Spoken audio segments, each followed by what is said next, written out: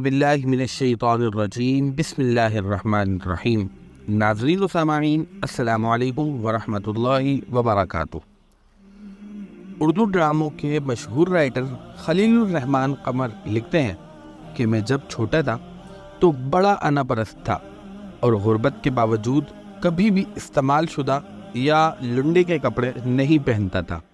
ایک بار میرے والد صاحب کو کپڑے کا ایک سوٹ گفٹ ملا تو میں نے اپنے والد صاحب سے کہا کہ میں نے اس سوٹ سے کوٹ سلوانا ہے، تو ابا جی نے اجازت دے دی اور ہاف سوٹ سے میں نے گول گلے والا کوٹ سلوا لیا، جس کا ان دنوں بڑا رواج تھا۔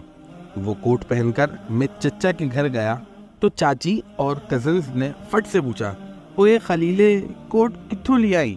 میں نے کہا، جی نیا سلوایا ہے چاچی، لیکن وہ نہ مانے۔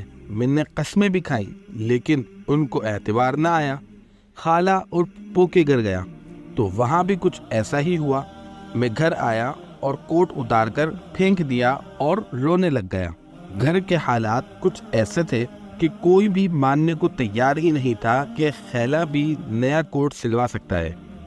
پڑھنے لکھنے اور جاب کے بعد جب میں ایک بینک کے بورڈ آف ڈائریکٹر کا ممبر بنا تو بورڈ آف ڈائریکٹر کی ایک میٹنگ میں اچھے سے ڈرائی کلین کیا ہوا لنڈے کا کوٹ پہن کر گیا تو میرے کولیگز کوٹ کو ہاتھ لگا کر پوچھنے لگے، خلیل صاحب بڑا پیارا کوٹ ہی کیڑے برانڈ ہے تے کتھوں لیا جی؟